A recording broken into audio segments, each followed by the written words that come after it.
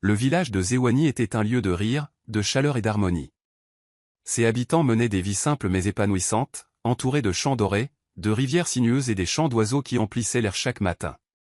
Parmi eux se trouvait Neka, une jeune fille vive et joyeuse, la fille bien-aimée du chef Baraka et de sa douce épouse, Ruhana. Leur foyer était un havre d'amour, où Neka était élevée avec bonté et sagesse. Sa mère, Ruhana, n'était pas seulement connue pour sa beauté, mais aussi pour sa générosité. C'était le genre de femme qui ne refusait jamais l'hospitalité à un voyageur affamé et qui avait toujours des mots de réconfort pour ceux qui en avaient besoin. Neka adorait sa mère. Elle s'asseyait à ses côtés chaque soir, écoutant les histoires des ancêtres, apprenant la force, la gentillesse et le pouvoir de la résilience. La vie était paisible, et elle se sentait en sécurité dans la chaleur de l'amour de sa famille. Mais le bonheur, aussi fugace qu'un oiseau en plein vol, ne dure pas toujours. Un jour funeste, tout changea. Ruhana tomba malade, soudainement et sans avertissement. Ce qui commença comme une légère faiblesse se transforma en quelque chose de bien pire. Elle devint pâle, son corps autrefois fort, frêle et affaibli. Le guérisseur du village essaya tout, des herbes, des prières et des rituels, mais rien n'y fit. Neka resta aux côtés de sa mère, lui tenant la main, lui murmurant des mots, la suppliant de ne pas partir. Le chef Baraka, un homme réputé pour sa force, était anéanti. Il regardait, impuissant, l'amour de sa vie s'éteindre sous ses yeux. Un soir glacial, alors que le soleil disparaissait derrière les collines, Ruhana rendit son dernier souffle. Le village pleura sa perte, mais personne ne la pleura plus que Neka. Elle cria jusqu'à en avoir la gorge à vif, son petit corps tremblant de chagrin. Elle avait perdu la seule personne qui l'avait toujours protégée, celle qu'il aimait sans condition. Le chef Baraka, bien qu'également accablé de chagrin, se replia sur lui-même.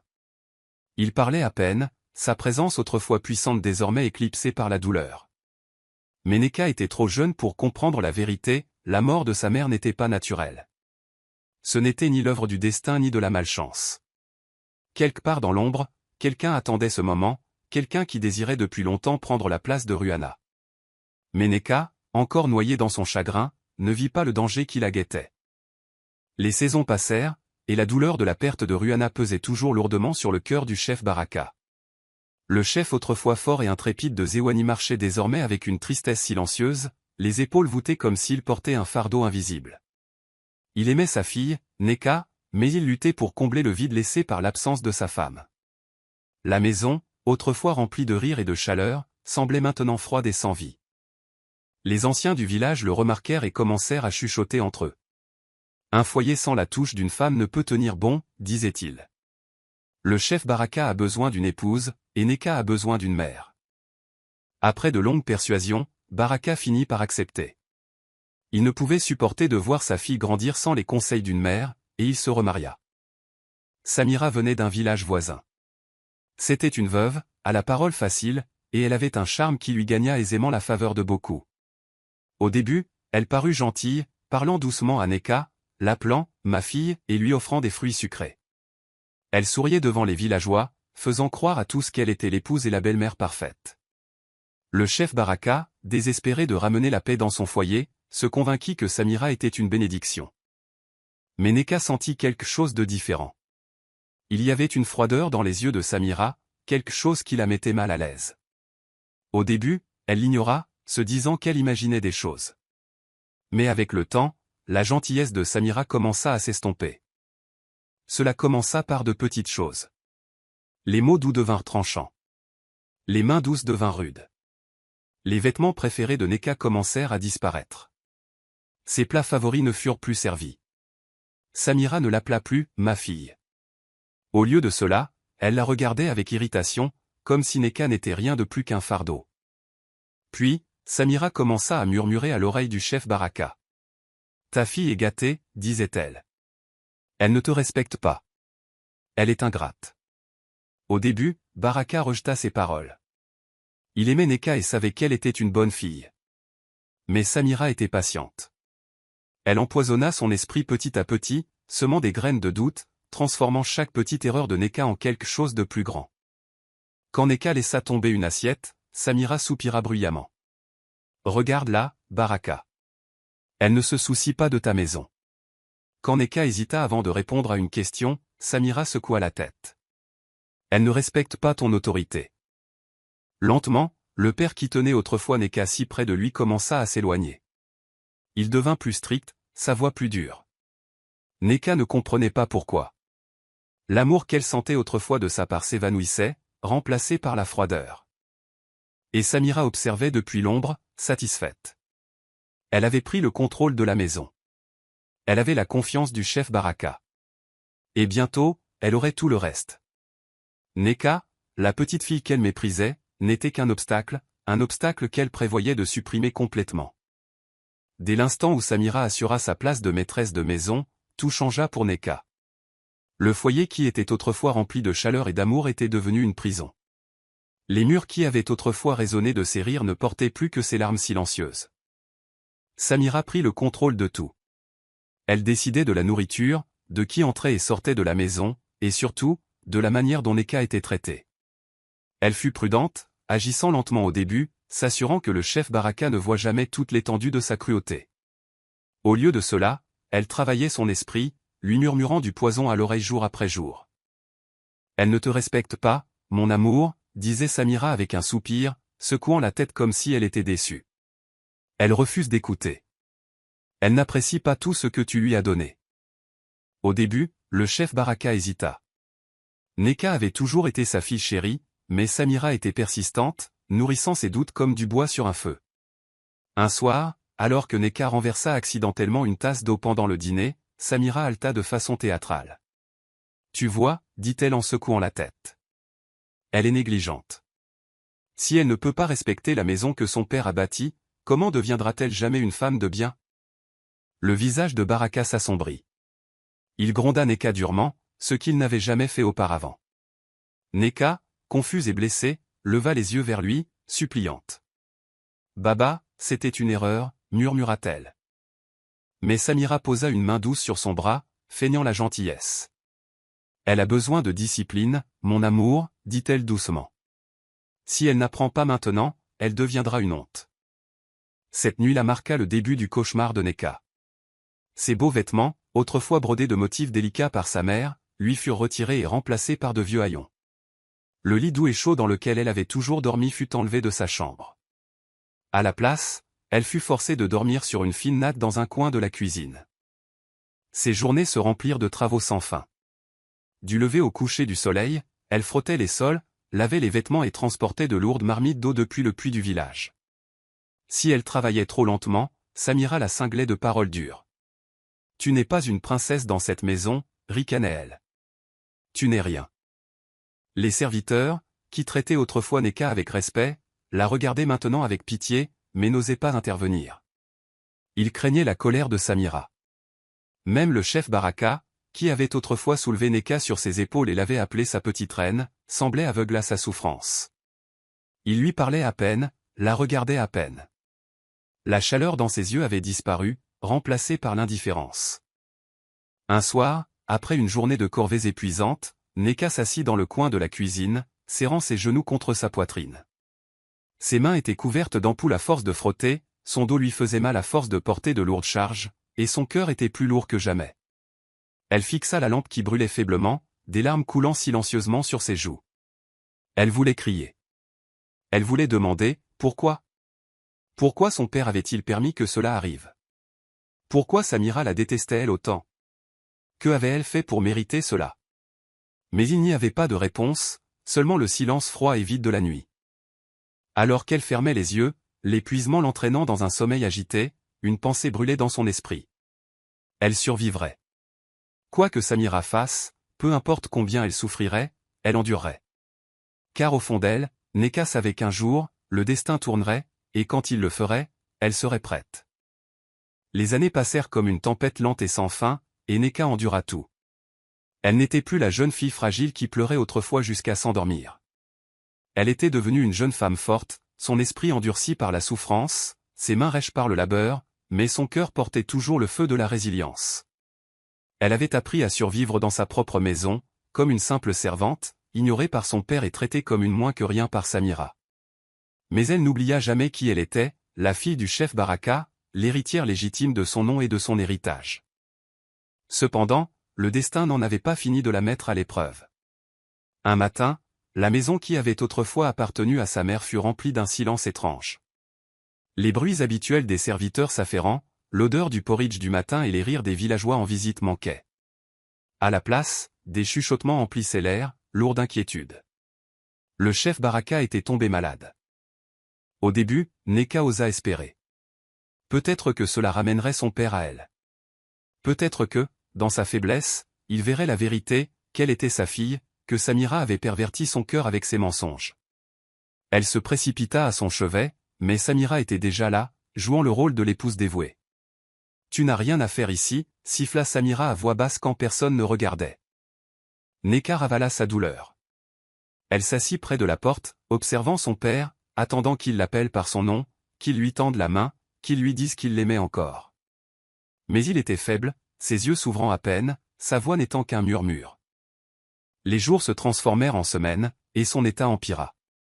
Les anciens du village furent appelés, et il devint clair que le grand chef Baraka n'avait plus beaucoup de temps. Puis vint la trahison finale.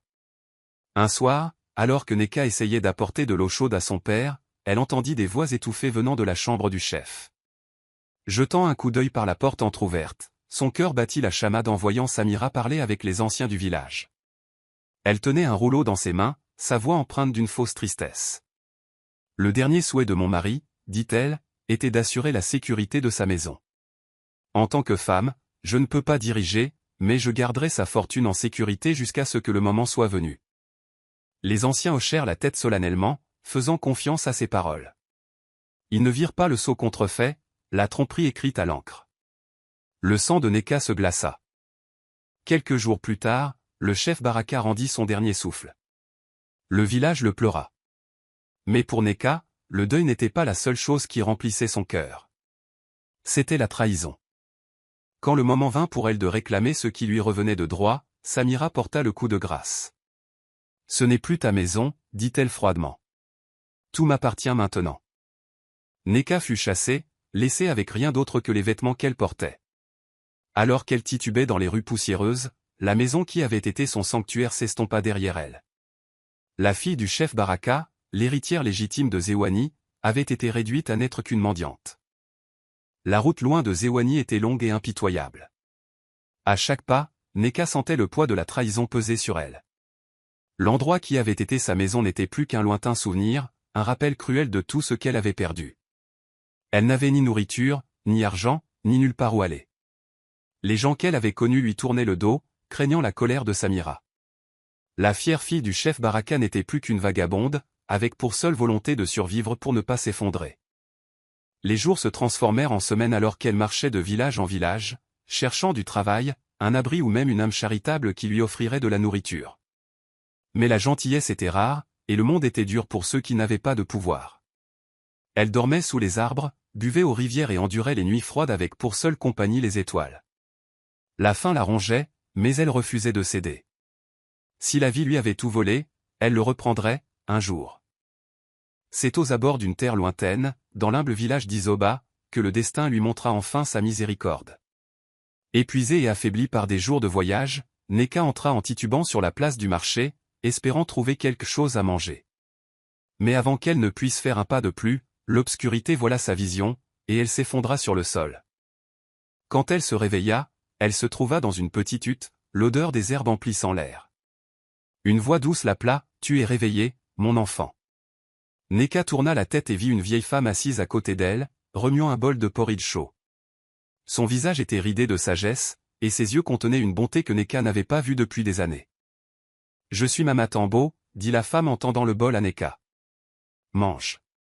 Tu es en sécurité maintenant. » Nneka hésita. Il y avait si longtemps que personne ne lui avait montré de gentillesse, mais la faim en elle était trop forte.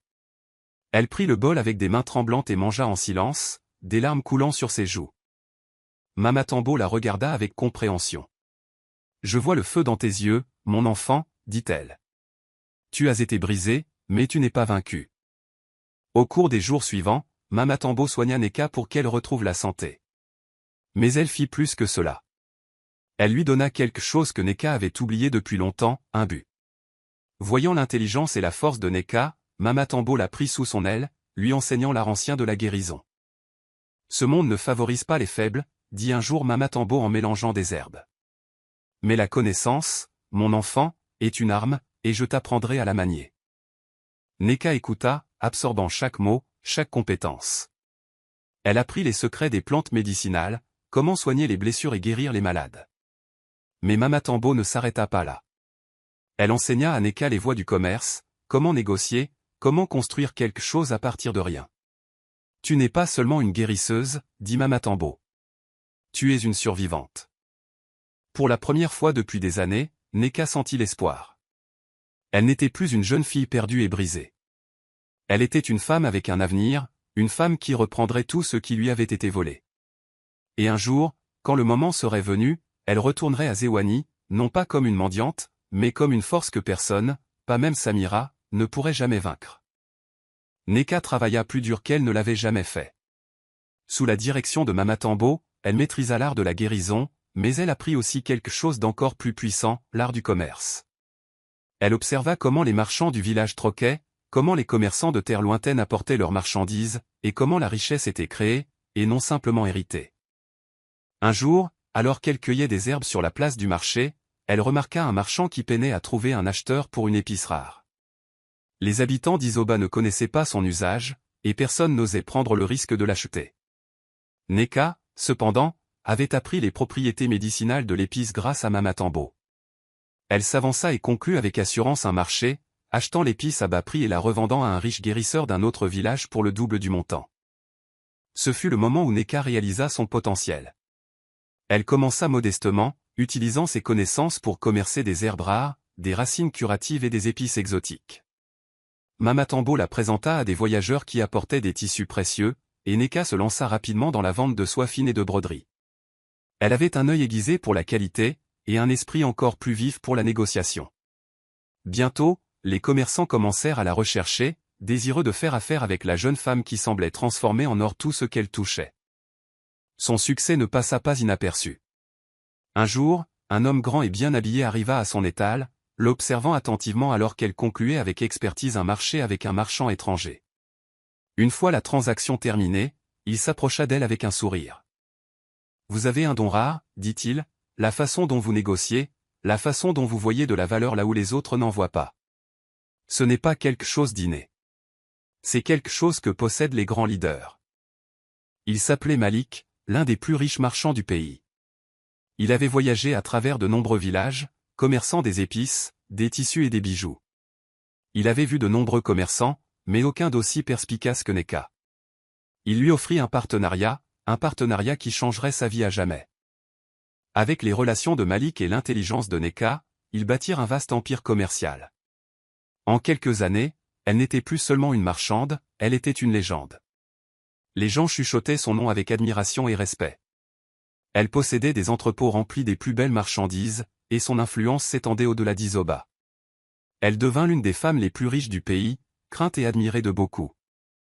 Mais même en comptant sa fortune et en développant son empire, une pensée ne la quitta jamais, Samira. La femme qui lui avait tout volé. La femme qui avait monté son père contre elle. La femme qui l'avait jetée à la rue sans rien. Nneka avait survécu. Elle s'était reconstruite sur les cendres de son passé. Et maintenant, il était temps de revenir. Non pas comme la jeune fille sans défense que Samira avait autrefois chassée, mais comme une force plus puissante que quiconque à Zewane n'en avait jamais vue. Nneka se tenait au point le plus élevé d'Isoba, contemplant l'horizon où Zewane s'étendait au-delà des vastes plaines. Des années s'étaient écoulées depuis qu'elle avait été chassée comme une mendiante sans valeur. Mais maintenant, elle n'était plus cette jeune fille sans défense. Elle s'était relevée de rien, avait bâti un empire de ses propres mains et s'était forgé un nom craint et respecté par les plus riches commerçants du pays. Il était temps de rentrer. Non pas en victime, mais en force de la nature. Son cœur brûlait des souvenirs de la trahison. Elle se souvenait du jour où elle avait supplié Samira d'avoir pitié, pour être ensuite chassée sans rien. Elle se souvenait des nuits froides, de la faim, de l'humiliation. Mais elle se souvenait aussi de la force qu'il lui avait fallu pour survivre. Et maintenant, elle allait reprendre ce qui lui appartenait. Elle appela Malik, son partenaire commercial de confiance et l'homme qui était devenu comme un frère pour elle. Il entra dans sa chambre, sentant la détermination dans ses yeux. Vous êtes prête, dit-il simplement. Neka hocha la tête. Il est temps. Au cours des jours suivants, Neka recueillit des informations auprès de marchands qui étaient passés par Zeouani. Leurs récits confirmèrent ce qu'elle avait espéré. L'avidité de Samira avait tout détruit. Elle avait dilapidé la fortune du chef Baraka en festins extravagants, en vêtements luxueux et en plaisirs égoïstes. Elle avait chassé les serviteurs les plus fidèles et maltraité les villageois. Le foyer autrefois prospère n'était plus que l'ombre de lui-même. Les terres étaient en friche, la maison tombait en ruine, et beaucoup dans le village chuchotaient sur la chute de Samira. Elle est assise sur un trône de poussière, rapporta un marchand. Elle se comporte toujours comme une reine, mais même les villageois ont commencé à lui en vouloir. Neka eut un sourire narquois. C'était le moment idéal pour frapper. Elle ne voulait pas revenir en fille perdue implorant la justice. Non, elle reviendrait comme une tempête. Elle planifia chaque mouvement avec soin. Avec l'aide de Malik, elle envoya des commerçants en avant-garde, propageant des rumeurs sur l'arrivée d'une puissante marchande à Zeouani avec des richesses inouïes. Elle s'assura que Samira en entendrait parler, qu'elle serait assez désespérée pour accueillir cette étrangère à bras ouverts, sans savoir qu'elle invitait sa propre destruction. Mais Neka voulait plus que simplement reprendre sa maison. Elle voulait faire souffrir Samira comme elle avait souffert. Elle voulait qu'elle se sente impuissante, humiliée et brisée. Elle doit tomber comme elle m'a fait tomber, dit Neka à Malik. Et elle tombera, l'assura Malik. Elle prépara son grand retour, vêtue des plus belles soies et voyageant avec une caravane de richesses. Elle n'arriverait pas en mendiante, ni même en tant que fille du chef Baraka. Elle arriverait en tant que Neka, la reine marchande que rien n'arrête. Et quand elle se tiendrait de nouveau devant Samira, elle regarderait dans les yeux de la femme qui lui avait tout pris, et elle lui prendrait encore plus. Alors que Neka entrait à cheval dans Zeouani, le village qu'elle avait autrefois appelé son foyer, l'air était chargé de chuchotements. Les gens se rassemblaient le long des routes poussiéreuses, les yeux écarquillés d'incrédulité. Ils l'avaient vue pour la dernière fois comme une jeune fille sans défense, chassée comme une mendiante, humiliée et seule. Mais maintenant, elle revenait en tant que quelqu'un de complètement différent. Elle se tenait droite sur un magnifique cheval noir, sa posture royale, son expression indéchiffrable. Elle était vêtue des plus belles soies, ses bijoux scintillant sous le soleil. Derrière elle, une longue procession de serviteurs transportait des caisses de marchandises exotiques, de tissus fins, d'épices rares et d'or de terre lointaine. Des gardes armés la flanquaient, leur présence un avertissement silencieux qu'elle n'était plus une femme avec qui on pouvait jouer. Des halètements et des murmures se propagèrent comme une traînée de poudre. Qui est-elle ? Chuchota quelqu'un. Ce ne peut pas être Neka, dit un autre, choqué. Mais c'était bien elle. Et à mesure que la prise de conscience s'installait, l'admiration et le respect scintillaient dans leurs yeux. Ils l'avaient autrefois plainte, mais maintenant ils l'enviaient. Depuis les marches de la grande maison qui avait été celle de Neka, Samira se tenait figée. Son visage, autrefois rempli d'arrogance, pâlit sous le choc. Elle avait passé des années à croire que Neka était partie pour toujours, laissée à pourrir dans la pauvreté. Pourtant, la voilà, debout devant elle comme une reine, plus puissante que Samira n'aurait jamais pu rêver de l'être. Pour la première fois de sa vie, Samira ressentit la peur. Mais elle était rusée, et elle savait comment porter des masques. Repoussant sa panique, elle força un large sourire et s'avança, les bras tendus. « Neka, ma chère enfant, tu es de retour » s'écria-t-elle, sa voix dégoulinant d'une fausse chaleur. Neka resta silencieuse un moment, laissant Samira se tortiller sous son regard perçant. Puis, d'un mouvement lent et délibéré, elle descendit de son cheval. Un silence s'abattit sur la foule alors qu'elle faisait un pas en avant, chaque centimètre de sa présence imposant le respect. « Je suis revenu » dit enfin Neka, sa voix stable, puissante. « Et il semble que beaucoup de choses ont changé en mon absence. » Samira déglutit difficilement, son esprit cherchant les mots justes. « Oh ma chère, tu n'as aucune idée à quel point tu m'as manqué. Viens, parlons à l'intérieur, comme une mère et sa fille le devraient. » Neka pencha légèrement la tête, un petit sourire jouant sur ses lèvres. « Oui, » dit-elle, sa voix empreinte de quelque chose d'indéchiffrable. « Parlons. » Samira ne put qu'acquiescer, mais dans son cœur, elle le savait. Ce n'était pas la même jeune fille sans défense qu'elle avait autrefois chassée. Neka était de retour, et quelque chose lui disait que le passé était sur le point de revenir la hanter d'une manière qu'elle n'avait jamais imaginée. La grande salle du conseil du village était remplie de murmures alors que Neka se tenait devant les anciens, sa présence captant l'attention. Les villageois s'étaient rassemblés à l'extérieur, impatients d'assister à la chute de la femme qui les avait gouvernés d'une main de fer. Pendant des années, ils avaient souffert de l'avidité et de la cruauté de Samira, mais aucun n'avait le pouvoir de la défier. Maintenant, tout était sur le point de changer. Samira était assise en face de Neka, le visage pâle, les mains tremblantes. Elle ne s'attendait pas à ce que les choses lui échappent si rapidement. Quand Neka était revenue, elle avait pensé pouvoir la manipuler à nouveau, jouer le rôle d'une mère aimante et la tromper pour la soumettre. Mais Neka n'était plus la jeune fille naïve qu'elle avait autrefois chassée. Elle était revenue plus forte, plus intelligente et préparée. Neka se tourna vers les anciens et, d'une voix ferme, commença à parler. « Honorables anciens, je me présente devant vous non seulement en tant que fille du chef Baraka, mais aussi en tant que femme qui a été dépouillée de tout, sa maison, son héritage et sa dignité. Aujourd'hui, j'apporte la preuve que ma belle-mère, Samira, a volé ce qui m'appartenait de droit. » Elle fit un signe à l'un de ses hommes de confiance, qui s'avança et déposa une série de vieux documents devant les anciens. Ce sont les faux papiers qui ont transféré la fortune de mon père à Samira. Ils portent un faux sceau et des signatures qui n'appartiennent pas au conseil du village. Des halètements parcoururent la pièce.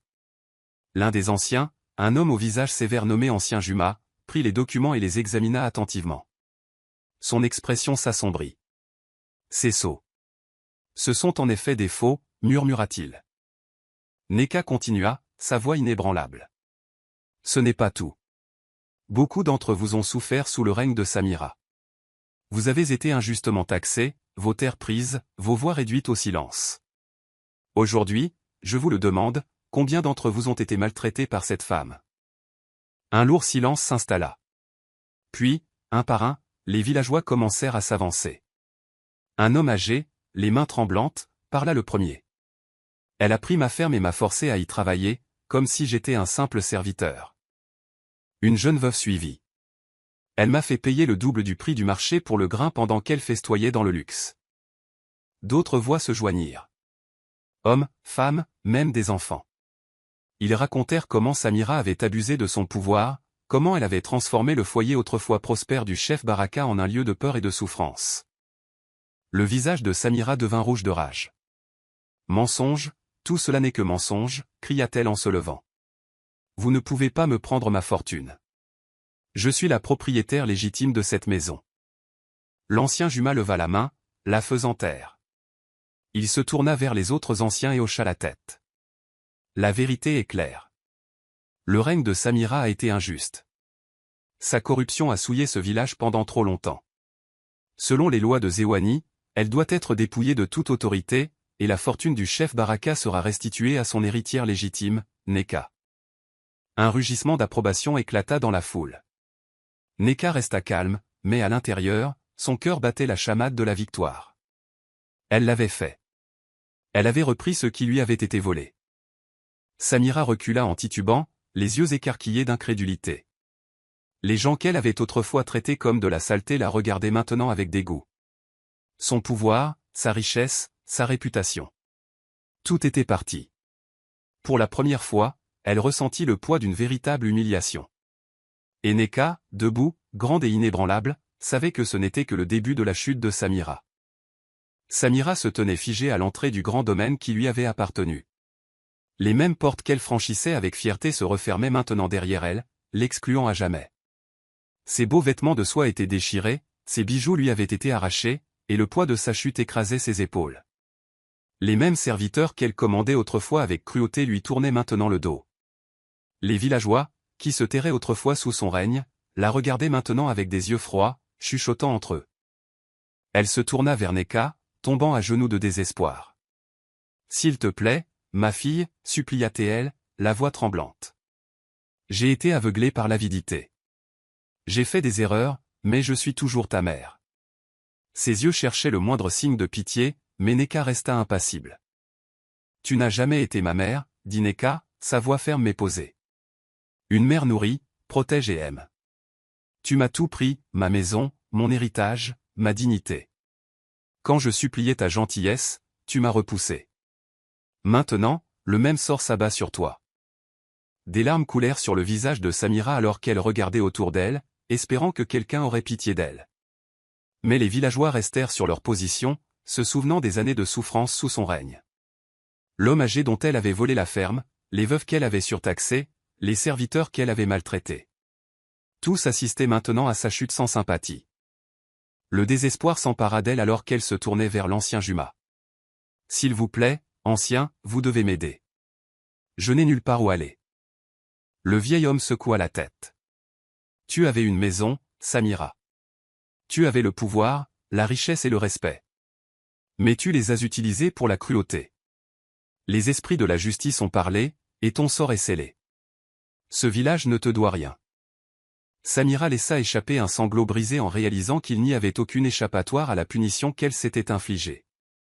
Sans endroit où aller, sans allié vers qui se tourner, elle fut laissée aérer dans les rues comme une mendiante, la vie même à laquelle elle avait condamné Neka toutes ces années auparavant. Alors qu'elle s'éloignait, pieds nus et déshonorés, le ciel s'assombrit et un vent froid souffla sur le village. C'était comme si même les cieux s'étaient retournés contre elle. Son corps, autrefois paré de richesse, frissonnait maintenant dans l'air mordant. Elle tendit la main à une femme qui passait pour de l'aide, mais la femme se détourna. Elle essaya de supplier un marchand pour de la nourriture, mais il refusa, lui rappelant comment elle se moquait autrefois des affamés. Pendant des jours, elle erra, s'affaiblissant à chaque pas. La faim la rongeait, et son visage autrefois magnifique, qu'elle avait toujours chéri par-dessus tout, devint émacié et creux.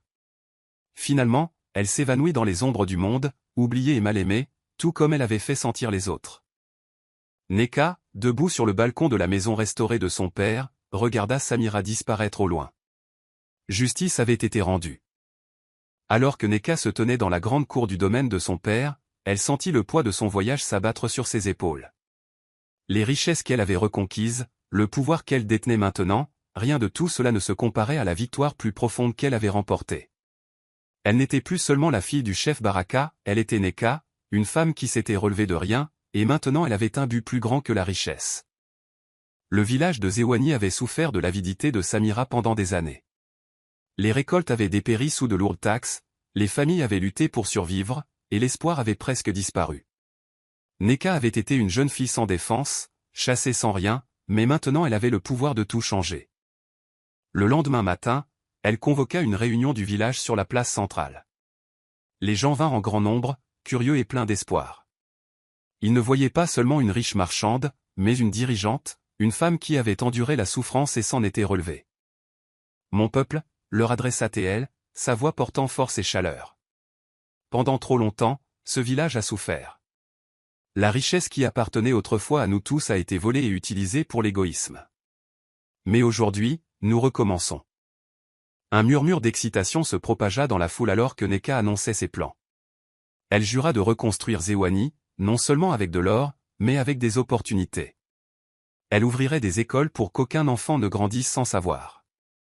Elle investirait dans les entreprises, aidant les agriculteurs, les tisserands et les marchands à retrouver leur prospérité.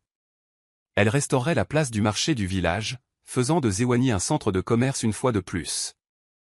Les gens applaudirent, les larmes aux yeux. Ils avaient perdu espoir depuis si longtemps, mais maintenant ils voyaient un avenir rempli de promesses. Un par un, ils s'avancèrent, prêtant allégeance, non par peur comme ils l'avaient fait avec Samira, mais par un amour et un respect sincères. Au fil des mois, Neka travailla sans relâche. Des écoles furent construites, des routes réparées, et le commerce refleurit. Le village autrefois oublié se transforma en une terre d'opportunités florissantes. Et au cœur de tout cela se trouvait Neka, guidant son peuple avec sagesse et bonté. Sa renommée s'étendit bien au-delà de Zewani. Les commerçants de terres lointaines parlaient de la femme intrépide qui avait bâti un empire de ses propres mains. Les dirigeants et les nobles sollicitaient ses conseils, impressionnés par sa force et son intelligence. Les habitants de Zewani commencèrent à l'appeler la « Lionne de Zewani », un titre qui parlait de son courage et de sa résilience. Un soir, alors qu'elle se tenait sur le balcon de la maison de son père, surplombant le village prospère, Malik, son partenaire commercial et ami le plus proche, se tint à ses côtés. « Vous avez tout maintenant, dit-il. Richesse, pouvoir, respect. Mais qu'est-ce que vous appréciez le plus ?»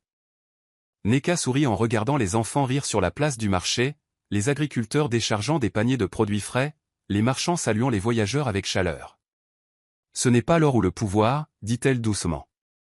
C'est ceci, les gens, la vie que nous avons reconstruite ensemble. C'est ma véritable victoire. Et sur ce, Neka sut qu'elle avait gagné bien plus que son héritage. Elle avait reconquis sa place, son but et son héritage. C'était un matin tranquille lorsqu'une agitation se produisit aux portes du grand domaine de Neka. Les gardes hésitèrent, ne sachant s'ils devaient laisser passer la femme frêle et en haillons. Ses cheveux étaient emmêlés, ses vêtements déchirés et sales, et sa posture autrefois fière était maintenant voûtée par l'épuisement. Mais malgré son état pitoyable, son visage était indubitable. C'était Samira. La nouvelle se répandit rapidement dans le village.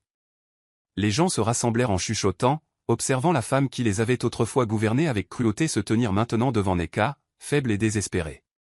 Certains villageois ricanèrent, se souvenant de la douleur que Samira leur avait infligée. D'autres regardaient simplement en silence, attendant de voir ce que Neka ferait. Samira tomba à genoux, la voix tremblante. « Neka, mon enfant, s'il te plaît, murmura-t-elle. Je n'ai rien. Pas de maison. Pas de nourriture. J'ai eu tort. J'ai été aveuglée par l'avidité. Et maintenant, j'ai tout perdu. Aie pitié. » Pendant un long moment, Neka ne dit rien. Elle fixa la femme qui lui avait volé son enfance, son héritage et l'amour de son père. Les souvenirs de douleur et de souffrance remontèrent dans son esprit. Les nuits où elle s'était endormie le ventre vide, les années de solitude, la trahison qui l'avait presque détruite. Une Neka plus jeune aurait peut-être souhaité voir Samira souffrir, la renvoyer comme elle avait été chassée. Mais Neka n'était plus cette jeune fille. Elle s'avança, sa voix stable et forte. « Tu demandes pitié, mais en as-tu jamais montré ?» demanda-t-elle. Samira baissa la tête de honte. Elle n'avait aucune défense, aucune excuse à donner. Neka soupira et se tourna vers ses serviteurs. « Donnez-lui de la nourriture, des vêtements propres et un endroit pour se reposer, » ordonna-t-elle. Des halètements parcoururent la foule. Beaucoup s'attendaient à ce que Neka renvoie Samira, la laisse souffrir comme elle avait souffert. Mais Neka n'était pas comme Samira. Elle avait bâti sa vie sur la justice, pas sur la vengeance. Pourtant, sa pitié avait des limites. « Tu ne retrouveras pas le pouvoir, » dit fermement Neka. « Tu ne vivras pas dans cette maison ni ne gouverneras plus personne. Mais je ne te laisserai pas mourir dans la rue non plus. » Elle ordonna qu'on donne à Samira une petite hutte à la périphérie du village. Là, elle aurait de la nourriture, de l'eau et un abri, mais rien de plus. Elle finirait ses jours non pas en dirigeante, non pas en femme de richesse, mais comme un rappel de ce à quoi l'avidité et la cruauté pouvaient mener. Samira, submergée par l'émotion, pleura. Elle savait qu'elle ne méritait même pas cette gentillesse, et pourtant Neka la lui avait accordée. Elle avait autrefois pensé que le pouvoir et les richesses étaient tout, mais maintenant, assise dans la simple hutte, elle réalisa trop tard que la plus grande richesse qu'elle aurait pu avoir était l'amour, la gentillesse et le respect. Alors que Neka s'éloignait, elle ne ressentit ni colère ni regret. Elle avait gagné, non seulement en reprenant sa maison, mais en prouvant qu'elle était plus grande que la cruauté qui avait autrefois tenté de la briser. L'avidité et la cruauté peuvent apporter un succès temporaire, mais elles mènent toujours à la chute. Samira avait le pouvoir, la richesse et l'influence, mais son égoïsme et sa maltraitance des autres l'ont finalement laissé sans rien. Son histoire enseigne que peu importe à quelle hauteur quelqu'un s'élève par la malhonnêteté et la cruauté, il finira par tomber. La vraie force ne réside pas dans le pouvoir ou la richesse, mais dans la résilience et la croissance personnelle. Neka a beaucoup souffert, mais elle n'a jamais abandonné. Au lieu de laisser sa douleur la détruire, elle l'a utilisée pour devenir plus sage et plus forte. Son parcours montre que les défis peuvent nous façonner en de meilleures versions de nous-mêmes si nous les affrontons avec courage. Le succès ne se mesure pas seulement à la richesse, mais à la manière dont nous l'utilisons pour élever les autres. Contrairement à Samira, qui a amassé des richesses pour elle-même, Neka a aidé son peuple et reconstruit son village. Le vrai succès vient d'un impact positif sur les autres. Le pardon est puissant, mais la justice doit aussi être rendue. Neka a fait preuve de pitié envers Samira, mais ne l'a pas laissé échapper aux conséquences de ses actes. Cela enseigne que si la gentillesse est importante, les malfaiteurs doivent tout de même être tenus responsables. Peu importe à quel point la vie devient sombre, la détermination et la sagesse peuvent aider n'importe qui à se relever. Le parcours de Neka prouve que même après la trahison et la perte, on peut se reconstruire et prospérer.